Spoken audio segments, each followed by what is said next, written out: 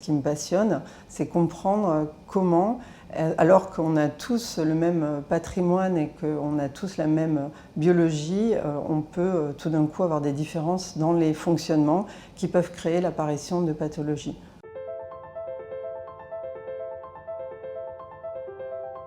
Je m'appelle Sophie Laillé, je suis directrice de recherche à l'INRA et je dirige l'unité Nutri-Neuro à Bordeaux.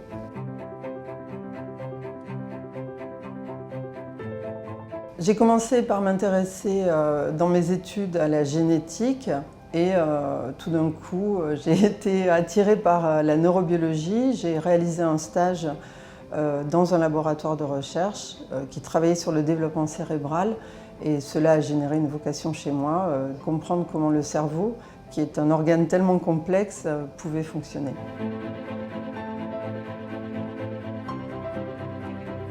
Pour être chercheur, il faut avoir de la curiosité, il faut aussi avoir de la persévérance, il faut être assidu, c'est-à-dire ne pas désespérer, continuer et savoir voir des choses originales que l'on n'avait pas prévues.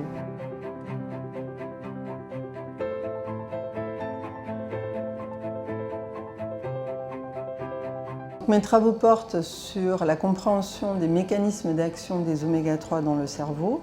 Lorsque les taux d'oméga-3 sont trop faibles dans l'alimentation, il va y avoir un impact sur le neurone, sur le fonctionnement du cerveau, et ceci va contribuer à l'émergence de pathologies comme la dépression.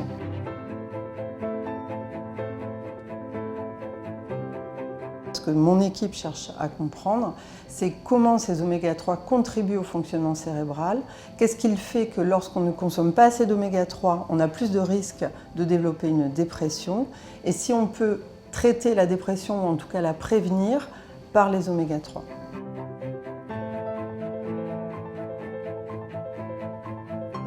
Actuellement, nos recherches sont financées par plusieurs canaux.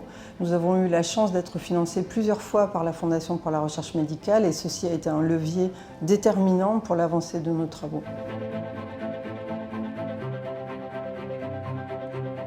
Il est important de donner pour la Fondation pour la recherche médicale afin de permettre le financement de travaux de recherche qui vont porter sur le cerveau et permettre de comprendre comment ce cerveau dysfonctionne et si on peut protéger le développement de pathologies du cerveau, en l'occurrence ici la dépression.